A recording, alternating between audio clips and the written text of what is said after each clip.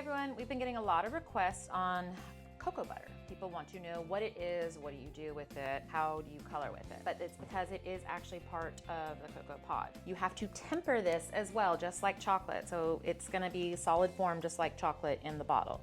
So I'm gonna show you in just little 30-second increments. Very important for it to be in temper or else it is not gonna release from your mold. Tell me when. 30 seconds? So 30 seconds, still solid. Put it back in. 30 more seconds. Still solid. 30 more seconds. All right, so these are melted now. I didn't melt them all the way. You only want to do maybe like a third. I treat it just like chocolate. So as long as you can hear it shaking, that's the liquid. And so the warm liquid is going to pretty much like a seeding method with the solid cocoa butter that's in here. It'll melt it and it like seeding it and retempers it. Now, if you accidentally melt the whole thing, you can actually pour it in a little container and you can use the coolness from your marble or your granite to cool it. So just use it around like 90, 92 degrees. It depends if you're gonna airbrush it, if you're gonna paint it. I mean, there's so many variables. But just for now, just know, do not melt it all the way. All right, so there's a couple of different techniques you can use when doing cocoa butter on your molds. One that's my favorite is just splattering. It's so easy.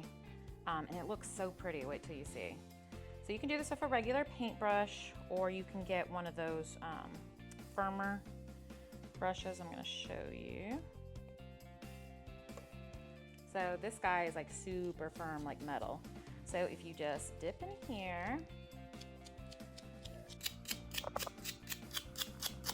you can use a knife, but I just like to use my finger.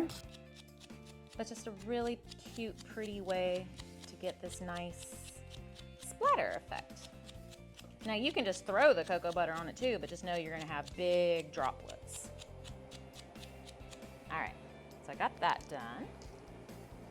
Now a good rule of thumb is when you're going in between colors and also not to have transfer onto your chocolates is to wipe off the excess. So I always wipe it off on a paper towel. All right, so this mold is pretty clean. Good to go for the next round of color. I wanted gold with red because that's very Valentine's-y. I'm gonna put a little red on my little canvas. See if I can get it out. All right. So this is the Red Ruby by Chef Rubber. It's a gorgeous color. And it's normally nicer if you can airbrush, but again, not everybody has an airbrush, so I normally will just get a fat paintbrush and paint it really quick.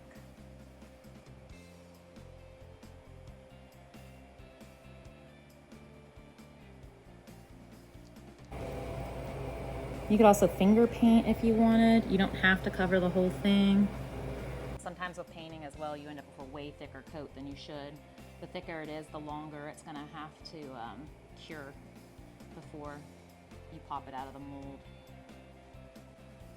Now this design will look completely different if you're doing dark chocolate, milk chocolate, or white chocolate as well, so take that into account. I'm gonna do dark chocolate, so you're gonna see how dark this is. If you want to see a bright red, you could do another layer of cocoa butter on the back in white, because then the white will be like a backdrop to make it a brighter red, and then you could still do your dark chocolate. So if you look at the mold now, you can see from this direction at least that it's a little red color. Again, I'm gonna scrape off the excess because if you were doing the white chocolate, this red would transfer and turn your chocolate pink. So you wanna get off the excess.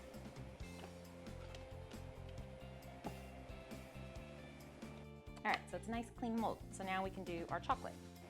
All right, so I'm gonna do dark and white just so you can see the difference on the cocoa butter. So first, I'm just gonna do a couple of these guys.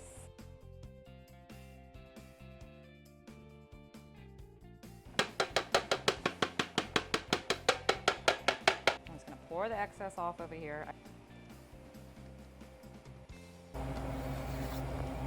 Okay, so now I'm gonna do the white chocolate so you can see the color difference.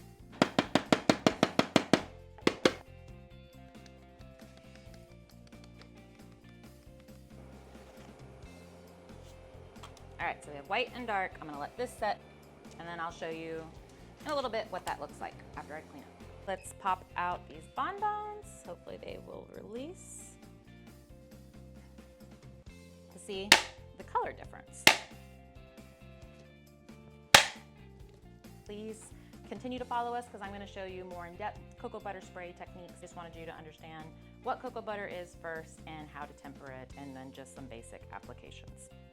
Tell us in the comments what else you would like to learn.